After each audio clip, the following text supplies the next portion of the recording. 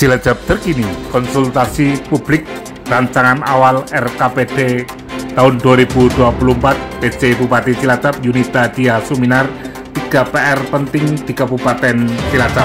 Apa saja? Eksklusif Jurnal Media, like, subscribe, share, dan komen. Rencana-rencana pembangunan dalam jangka panjang, rencana kerja pemerintah daerah atau RKPD merupakan dokumen 24 dalam bentuk perbu. Apabila konsultasi publik rancangan awal RKPD 2024 dihadiri oleh PC Bupati Cilacap Yunita Dia Suminar, Sekda Cilacap, para pejabat di lingkungan pemerintah Kabupaten Cilacap, Ketua DPRD Kabupaten Cilacap, unsur pimpinan DPRD Kabupaten Cilacap, Ketua Komisi dan fraksi anggota DPRD Kabupaten Cilacap, serta perwakilan masyarakat. Hari Rabu 4 Januari 2023, eksklusif Jurnal Media. Puskesmas di Cilacap Selatan itu juga tanah desa. Dalam paparannya, Ketua DPRD Kabupaten Cilacap Taufik Nur Hidayat, konsultasi RKPD 2024 adalah untuk menuju tujuan, sasaran, kebijakan, dan program ke depan pembangunan dan isu-isu strategis yang terjadi di Kabupaten Cilacap, sehingga analisa pembangunan menjadi hal yang paling penting. Eksklusif Jurnal Media. Rencana awal RKPD tadi sudah disampaikan, sebetulnya pertama itu positioning tahun 2022 itu capaiannya apa. Kemudian karena ini memang dasarnya adalah RPD, maka RKPD ini kan 1 tahun nih, target 1 tahun.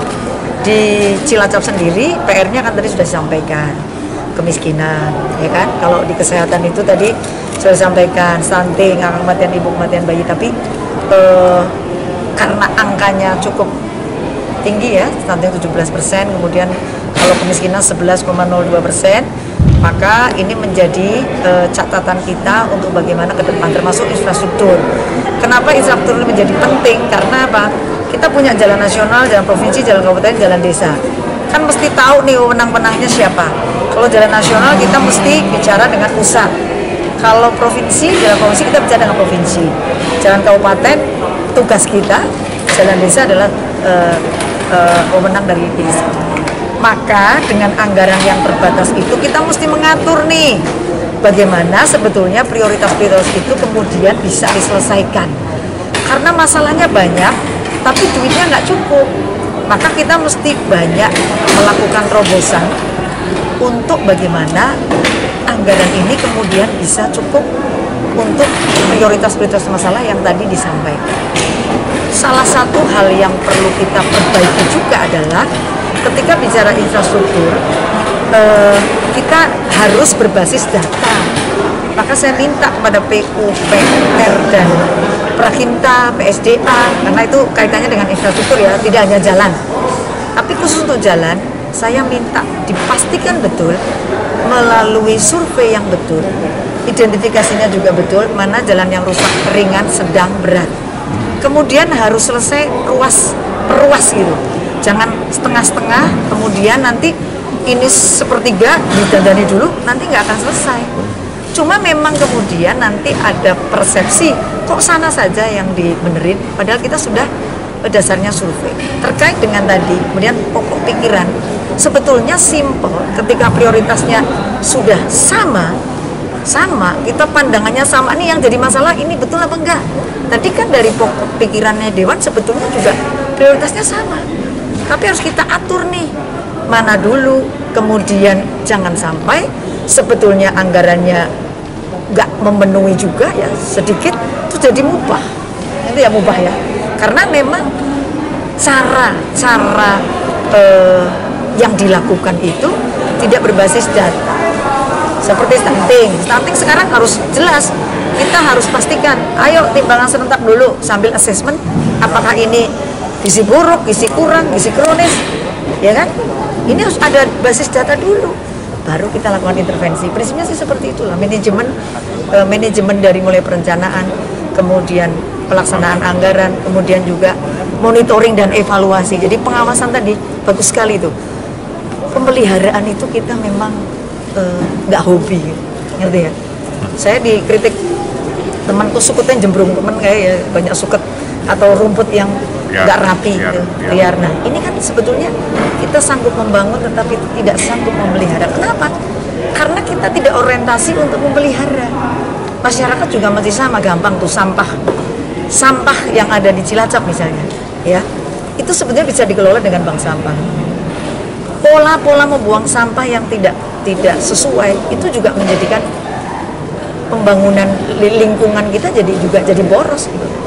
Ya, itu contoh-contoh yang harusnya kita lakukan terobosan supaya satu, anggaran cukup, dua, itu prioritas, jadi anggarannya tersedia kemudian prioritas.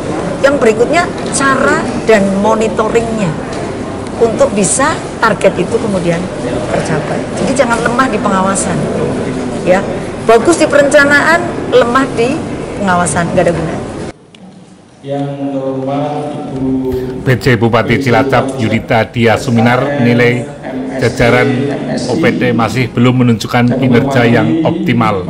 Percepatan pembangunan sangat dibutuhkan untuk mengatasi berbagai persoalan di Kabupaten Cilacap.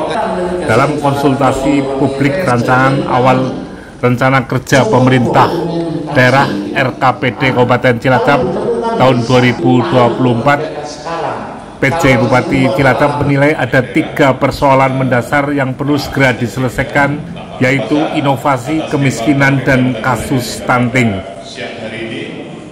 Satu hal kecil misalnya, bukan hal kecil, hal yang besar gitu ya, area-area publik ya. Cuman kadang kita lemahnya di sarana dan prasarana penanganan bencana. Ini ya PPWC apabila bencana seperti tanah tahun 2024 berkaitan dengan DPUPR, memang pandangan saya di lapangan karena kami melihat di lapangan. Monggo lebih Akan diberikan sertifikat kepada petani yang memiliki tanah itu sudah digambar.